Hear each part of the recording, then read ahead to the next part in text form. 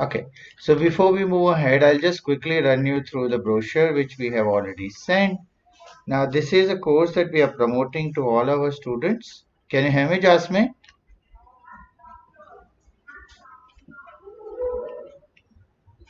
Can you hear me? If you can hear me, say yes, please.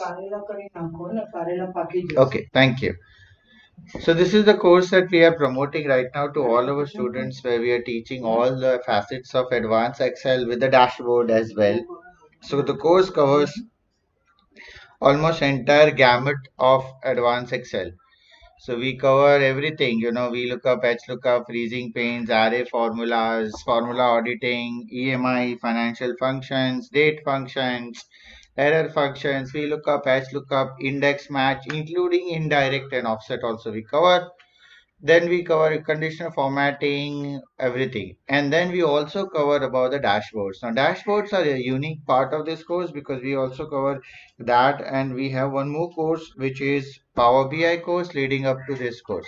So if you do a dashboard thing with us, then you are very well prepared with the Power BI as well, because our teaching methodology in the dashboard is something which it will be helpful for you in your career for a data analytics if you want to build.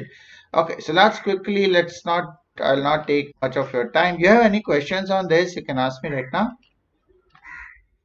No? Okay. Jasmine, what's your background? If you can just give me some idea about that. Yeah, Jasmine, can you just throw me some light about your background? That will be great. Okay. Okay, you are in the administration. So you work a lot more on the Excel sheets. Okay, very nice. So when you are dealing with the data, of course, you must be dealing with a lot of VLOOKUPs, and I'm pretty sure you also know the VLOOKUPs, but you don't know, probably you don't know the nuances of it. So that is the reason why I wanted to, take up the topic which you are already aware, but you don't know about the nuances of it. So let me just take it up. Here we go. So we know how to do a VLOOKUP. Say for example, I have a small data set here about the different companies with FY 16, 17, 18 asset sizes and different banks, and I want to do a VLOOKUP thing, so I can definitely do a normal VLOOKUP. Correct? I look up this in my data sets, and then whatever I want to pull, can pull it out. Suppose I want to pull FY16 data, so it will be first and second column, so I'll say second, and then I have this exact match and appropriate match. Generally you always select exact match, so you will going to get FY16 values. So if suppose this is now ICICI Bank, it is easy for you to pull out ICICI Bank. Suppose it is Yes Bank, then it is easy to pull out Yes Bank. But what happens, this much you probably already know. Now what happens, Jasmine, just mute up, no, Leah, please. Okay. So what happens if there is two HDFC Bank? Okay. What happens in the data set if you have two HDFC Bank like this?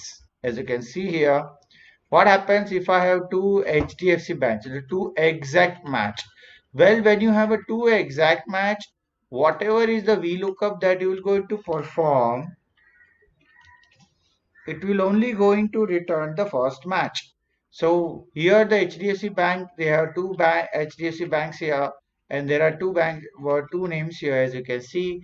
If you do a VLOOKUP, it will still answer you the first match. Suppose this is 1, it will give you the 1. Suppose this is 2, it will give you answer 2. It will always take the first match from the top. It will not take it any other match.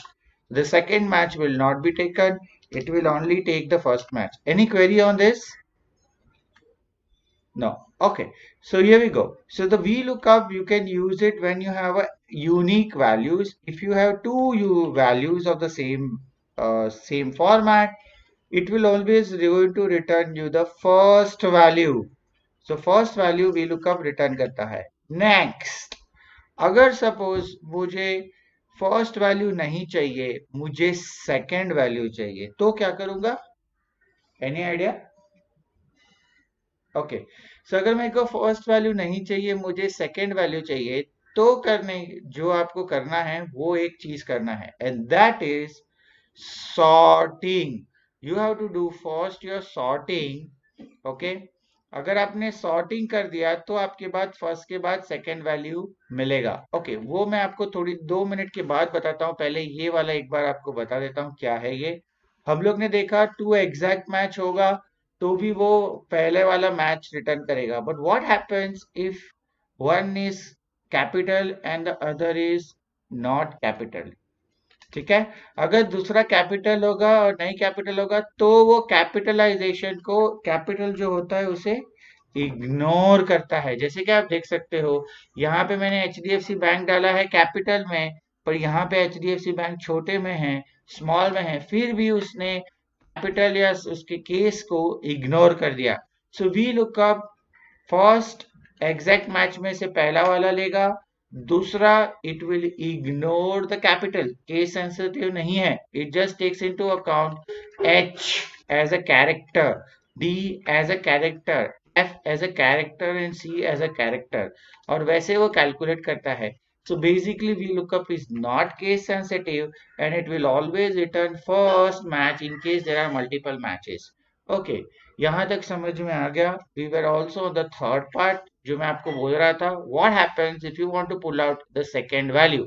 तो मुझे ये second value pull out करना है 140 का, तो मैं कैसे कर सकता हूँ? इसको करने के लिए आपको आपके डेटा को पहले सॉर्ट करना पड़ेगा. ओके, सॉर्ट किसके बेसिस पे किया? मैंने ये डेटा को सॉर्ट कर दिया है किसके बेस पे? On the basis of alphabets. Okay, alphabets के सॉर्ट करने के बाद basically what I am trying to tell, once I sort this data, मैंने एक्सेल को बोल दिया कि now this is a sorted data और this has a different value and this has a different value. So sort करने के बाद अगर मैंने VLOOKUP यूज कर रहा हूँ, तो let us see what happens.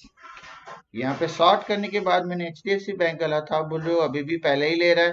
Okay, yes it is going to take the first, but अगर मेरे को दूसरा चाहिए तो यहाँ पे फॉल्स के जगह पे ट्रू आर्ग्यूमेंट डाल दूंगा. ट्रू आर्ग्यूमेंट डालने से क्या होता है? अप्रोक्सीमेट मैच मिलता है और सॉर्टेड डेटा में सेकेंड वैल्यू मिलेगा. Understood? So true argument is going to give you approximate match और सॉर्ट करने के बाद डेटा का जो दूसरा वैल्यू है वो आपको मिलेगा. So if you put a true argument in the sorted data, you will going to get the next best match. The next best match is 140. Are you with me? Okay. Okay, so यहाँ तक तो हम लोग को समझ में आ गया. What happens if there is some space in between? Just give me a second. Yeah, what happens if आपके डेटा सेट में स्पेस होगा? से फॉर एग्जांपल यहाँ पे HDFC बैंक के बीच में एक स्पेस है और यहाँ पे छोटा HDFC है, स्मॉल में है, बट यहाँ पे 2 या 3 स्पेस है. ओके, सो VLOOKUP में space is counted as a character. समझ में आया? So space is counted as a character. So when I use this VLOOKUP here और मैं यहाँ पे HDFC बैंक का स्पेस डाल दिया, तो you can see nothing is happening. It is showing me an error because there is an extra space. Suppose if I put it here proper format, as you can see nothing is happening here because I have used this true argument. अगर मैं इसको false argument कर दूंगा which is the exact match, then you will see that it is counting it is as a character. तो हो क्या रहा है यहाँ पे? बेसिकली क्या हो रहा है? बेसिकली मैं बोल रहा हूँ कि यहाँ पे जो 2 स्पेस है that are 2 different characters और यहाँ पे एक स्पेस है, so that is a 1 character. सो अगर आपके डेटा सेट में तो एग्जैक्ट सेम चीज है, तो सबसे पहले जो आपको चीज करनी है, आपको डेटा सेट क्लीन करने के लिए आपको जो एक्स्ट्रा स्पेसिस है वो निकाल देने हैं. वो एक्स्ट्रा स्पेसिस आप कौन से फॉर्मूला से निकालोगे? Any idea? सॉरी,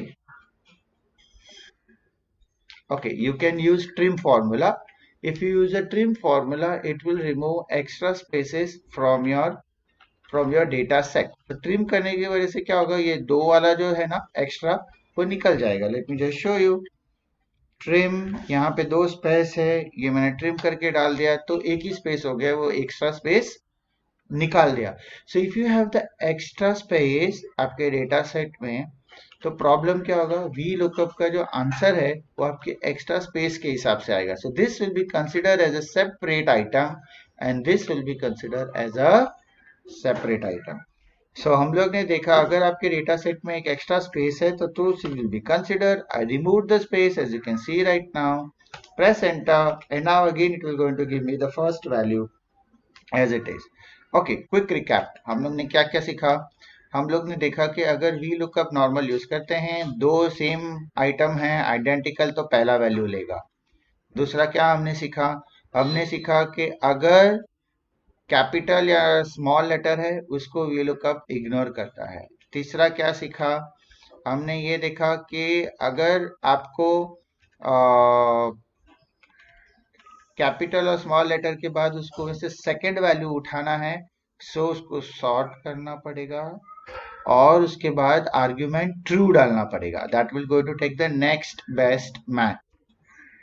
उसके बाद हमने ये भी दिखा कि अगर टू एग्जैक्ट मैच है बट उसमें स्पेस है, so those will be considered as a separate match.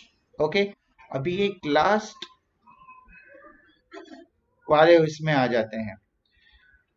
Suppose आपके पास ऐसा डेटा सेट है अलग अलग एसेट्स का, अलग अलग एसेट्स का जो डेटा सेट है उसमें से आपके पास आपके बॉस बोलते हैं कि सपोज 9,93,000 8,87,000 को आप एक परसेंटेज दे दो। अगर वो 0 से 5 लाख के बीच में है तो 5% आप उसे सबको इंसेंटिव मिलेगा, मतलब बोनस मिलेगा अगर कंपनी के एसेट्स बढ़ गई तो। अगर 5 लाख से 7 लाख के बीच में है तो 6%, 7 लाख से 10 लाख के बीच में है तो 7%, और 10 लाख से अबव है तो 8%।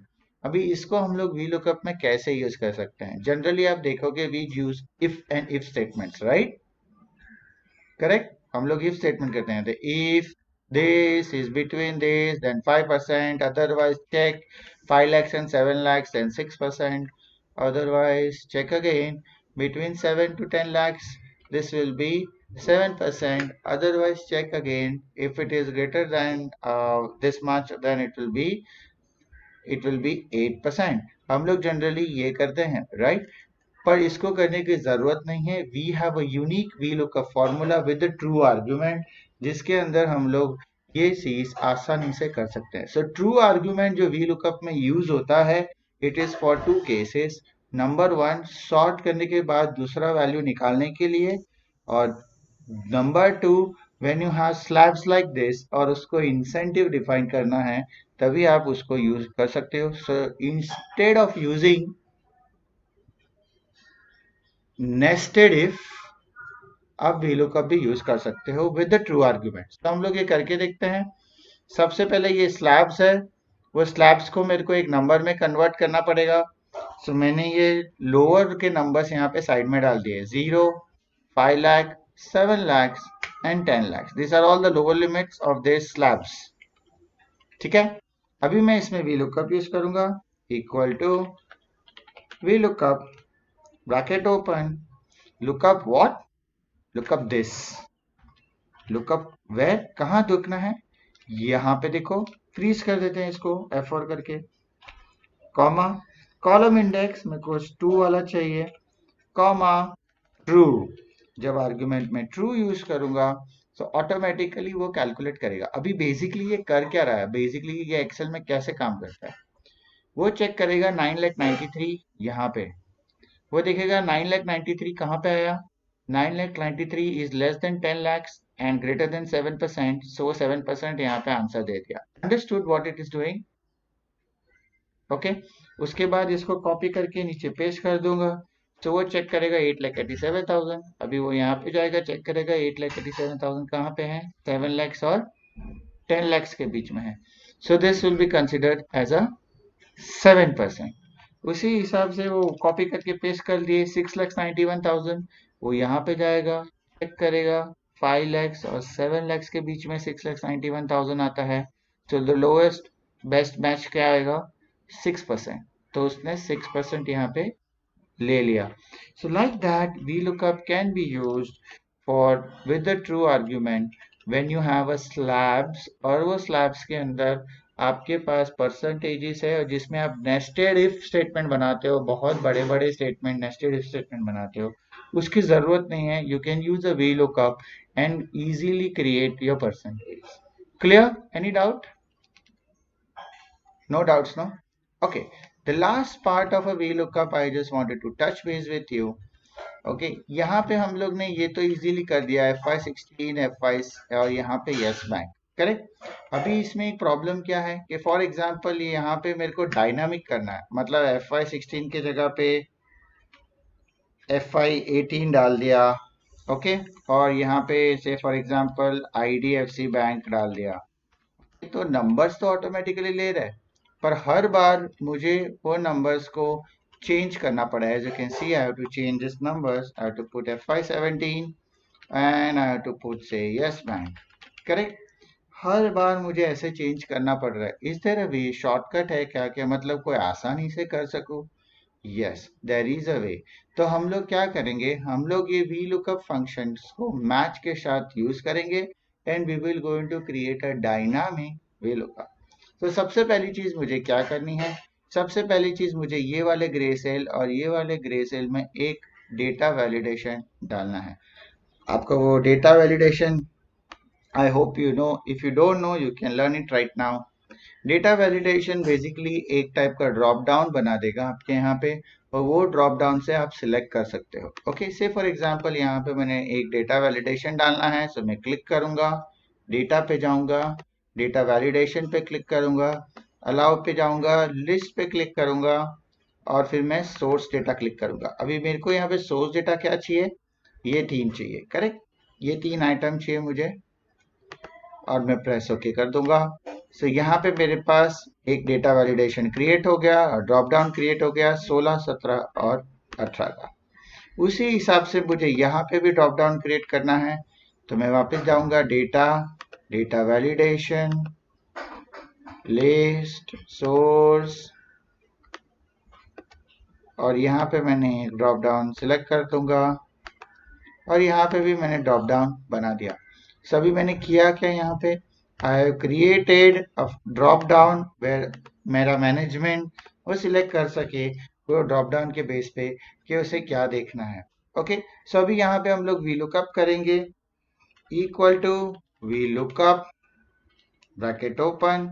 ये लुकअप देखना है मुझे, कहाँ देखना है, पूरे ये डेटा सेट में देखना है, कॉमा और अभी कॉलम.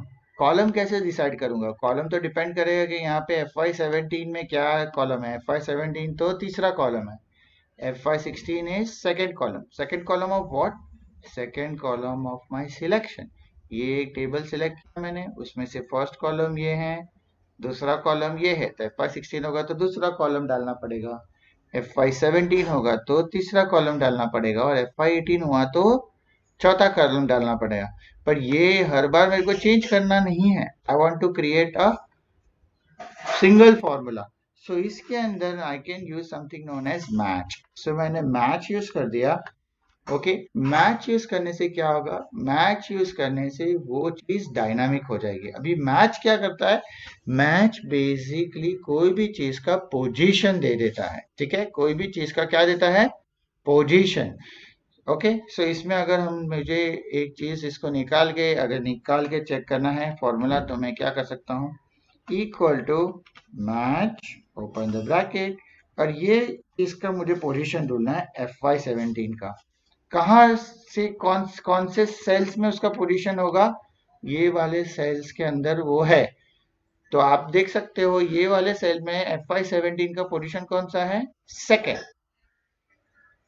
उसके बाद कॉमा और उसके बाद एग्जैक्ट मैच. सो मैच से मुझे पोजीशन मिल जाएगा. As you can C FY17 का पोजीशन है सेकेंड. अगर मैं इसको चेंज कर दूंगा FY17 की जगह पे FY18 कर दूंगा, तो आप देख सकते हो मैच ने मुझे पोजीशन कौन सा दिया, 3. अगर इसको मैं FY16 कर दूंगा तो मैच ने मुझे पोजीशन कौन सा दिया, 1. हाउएवर मुझे ये जो है उसमें एक चीज ऐड करनी पड़ेगी क्यों? I have to add 1 on this formula. क्यों? Because I have selected this and this is the first position. But मेरा यहाँ के नीचे वाले सिलेक्शन में this is my second column, right? So match use करके मैं उसमें एक चीज एक नंबर ऐड कर दूंगा. So this formula we will going to copy, control X, और ये फॉर्मूला की वजह से मैच को यूज करके we will going to have something known as our column name. Correct, column number मिल जाएगा मुझे कि ऊपर के जो भी ड्रॉप डाउन होगा उसके बेस पे आपका कॉलम नंबर आएगा. बट उसमें एक ऐड करना पड़ेगा. क्यों? क्योंकि वी लुकअप अपना आईसीआईसीआई बैंक से स्टार्ट हुआ है. So I have to add 1 more column. मैंने मैच के लिए सिर्फ और सिर्फ ये वाले डेटा सेट, ये वाले सीरीज ही सिलेक्ट किए थे. So this would result into FY16 with the match as an answer as 1. और मेरे को ये टेबल के हिसाब से this is a second column. So इसलिए मुझे +1 करना पड़ेगा. Any doubts on this, Jasmine? Okay, great. Then comma false. False मतलब exact match. 99% वी लुकअप आपको फॉल्स ही यूज करना है. ट्रू के लिए मैंने आपको जो बताया बेसिकली वो यूज करना है. क्यों? क्योंकि true stands for exact match and approximate match. False stands for true stands for approximate match and false stands for exact match. Exact match से क्या होता है कि आपका जो भी डेटा होता है वो आपको एक्यूरेटली पुल करके मिलता है. Okay, so now you have created a unique formula which is a dynamic formula. और अभी तो एकदम आसान हो गई. आप FY17 डालो तो FY17 का डेटा पुल अप करेगा, जिसका डालो उसका पुल अप करेगा. आपको हर बार जाके कॉलम नंबर चेंज करने की जरूरत नहीं है. Are you with me? ठीक है. I think I hope that's all for the day. I hope you enjoyed today's session. Did you like it? You learned something new? Great. So yeah, so Jasmine, in case if you would like to join, you can let me know. We run weekday and weekend batches as well. Weekends का मेरा 3 to 5 वाला batch अभी already started है. आपको weekdays में करना है. So we have morning session available 8 to 10. So if you want to join 8 to 10 session, which is the session which is a perfect timing for you, weekdays का, where you can simply complete it every single day before your job starts. So, okay, that is a good timing. The total number of hours we chase is more than 20 hours plus. So basically 24, 25. So sometimes it goes to 30 hours also. And the fees is just about 2499. So this is just about the fees, and we cover practically entire gamut of the advanced Excel. And our intention is to make sure that you learn. So teaching ऐसे ही होगा, but there is a slight difference. Slight difference कहाँ पे होगा? आपको मेरे साथ करना होगा जो मैं कर रहा हूँ. ठीक है. सो अगर आप साथ में करोगे तो ही आप सीखोगे. आपको खाली देखना नहीं है, because we don't believe in that at all. आपको साथ में करना है. अगर आप अटकोगे तभी आपको पता चलेगा कहाँ पे मिस्टेक्स है. ठीक है. सो आपको खाली देखना नहीं है, आपको साथ में करना है. What we call it as active learning. अगर आप एक्टिव लर्निंग करोगे तभी आप कुछ सीखोगे. जब साथ में करोगे तभी आपको पता चलेगा कि आपको कितना समझ में आया है और कितना आपने प्रैक्टिकली उतारा है. ओके. और जितना आप साथ में करोगे उतना आप रिटेन करोगे. आपको याद रहेगा वो चीज. देखने से वो चीज भूल जाओगे आप. ओके. अनफॉर्चुनेटली मैं आपको ये शीट नहीं शेयर कर पाया because of the time constraints. नहीं तो मैं आपको ये शीट भी शेयर कर देता and we could have done it together. But no worries. I hope you understood the entire learning process, mera communication style and everything, and would love to see you on board. So Jasmine, any questions you have, you can ask me right now. No? ठीक है Jasmine. Wish you the best for the today. और मिलते हैं बाद में, है ना. मुझे खाली आप कम्युनिकेट कर दीजिएगा in case if you are joining, so that I can understand the batch size that I want to take. So उसके बाद हम लोग आगे बढ़ सकते हैं. ठीक है brother. Okay, thank you. Bye bye. Take care. Enjoy. Stay safe. Stay well.